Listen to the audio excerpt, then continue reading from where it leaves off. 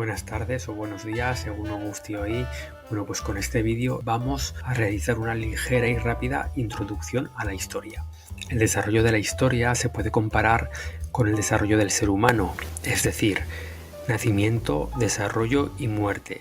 Es la línea que recorre todo ser humano en su vida. Pues con la historia, con las sociedades históricas, pasa un poco lo mismo. Toda sociedad histórica nace, se desarrolla y muere, como veremos en todos los ejemplos que vamos a ver durante el curso. Y este nacimiento, desarrollo y muerte que ocurre para todas las sociedades históricas, desde la prehistoria, pasando por la Edad Antigua, la Edad Media, la Edad Moderna y la Edad Contemporánea, como podéis ver en la línea del tiempo de aquí abajo, se repiten estos procesos en todas las sociedades, es decir, todas ellas han nacido, se han desarrollado y han muerto.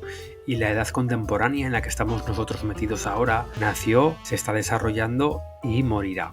Y la evolución de todas estas sociedades históricas se conoce como las edades de la historia, que se divide en primer lugar en prehistoria e historia. La línea divisoria entre la prehistoria y la historia se marca en torno al año 3500 a.C., que es cuando el ser humano inventa la escritura. Los historiadores suelen situar el nacimiento de la historia con el nacimiento de la escritura. Entonces vemos que la prehistoria se divide en tres periodos: el paleolítico, el neolítico y la edad de los metales. La historia nace en la Edad Antigua, es decir, nace con las sociedades que surgen en los márgenes de los grandes ríos, como la sociedad egipcia y Mesopotamia, y se desarrolla a partir del año 3500 a.C.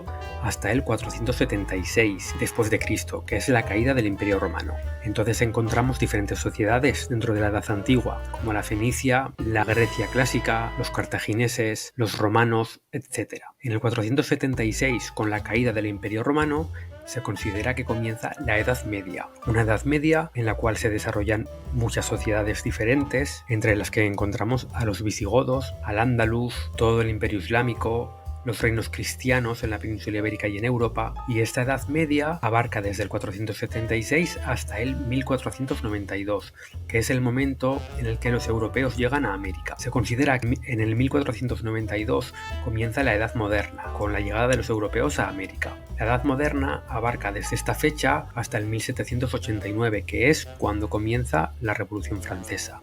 La Revolución Francesa, que marca el inicio de una nueva era que se conoce como la Edad Contemporánea, que es en la que nosotros estamos inmersos ahora.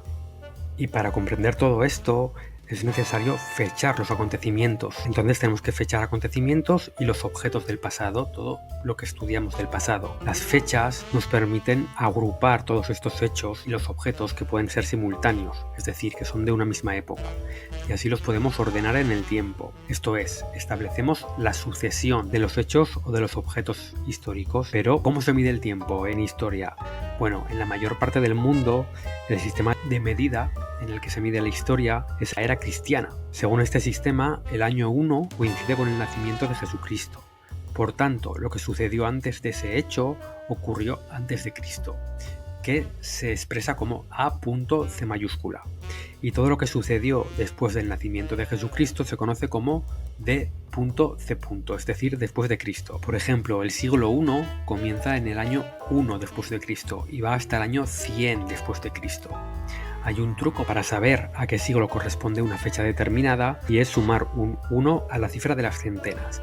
Por ejemplo, del año 1357 cogemos las dos primeras cifras, que es 13, y le sumamos un 1. Entonces da 14. Bien, pues ya sabemos que el año 1357 corresponde con el siglo XIV. Pero ojo, mucha atención. Las historiadoras y los historiadores agrupan los años de la siguiente manera. 10 años es una década, 100 años es un siglo y 1000 años es un milenio.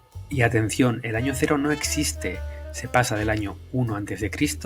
al año 1 después de Cristo, y los siglos se escriben siempre con números romanos. Para ordenar las fechas que sucedieron antes de Cristo se hace al revés, hasta llegar al año 1. Además, es importante saber que un historiador no es una persona que se sabe todo, que logra memorizar datos y fechas, que tiene en su cabeza más datos que la Wikipedia. No.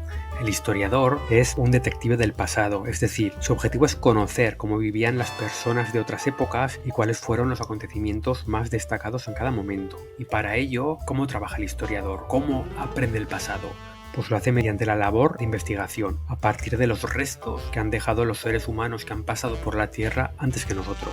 Por eso a menudo comparamos el trabajo del historiador o de la historiadora con el que realiza un detective o un policía científico. Como ellos, pues el historiador debe analizar el escenario, debe buscar pistas del pasado y debe averiguar lo sucedido, qué ha sucedido en sociedades anteriores. Y para llegar a averiguar todo ello, el historiador lo hace a través de las fuentes históricas, que son los restos que dejaron nuestros antepasados y que se utilizan para reconstruir el pasado. Los historiadores utilizan muchos tipos de fuentes. Pueden ser fuentes primarias, que son las fuentes coetáneas a los hechos de los que informan, por ejemplo, pues un periódico de la época, las memorias que ha podido escribir un rey o un presidente, los censos de la población, artículos de prensa, fotografías de la época, etc.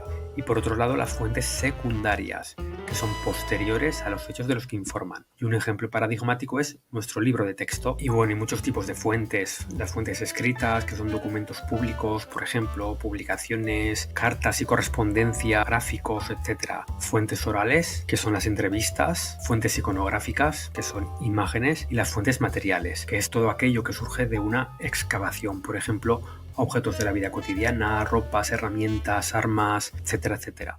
Y como dejó escrito el historiador Erich Hobsbawm, la historia es una herramienta sin la cual no podemos comprender nada de lo que sucede en el mundo. Es como una gran ola, de la cual nosotros solo vemos cuando la ola choca contra la roca o se desintegra en la playa, pero para que esa ola se haya generado, ha seguido una serie de procesos, de dinámicas que han hecho que la ola creciera y luego se desintegrara. Pues con la historia pasa un poco igual. Nosotros solamente vemos lo que ocurre en nuestro presente, lo que nos rodea, pero para que esto haya llegado hasta hoy, anteriormente ha habido muchísimas dinámicas que han hecho que nosotros seamos como somos hoy.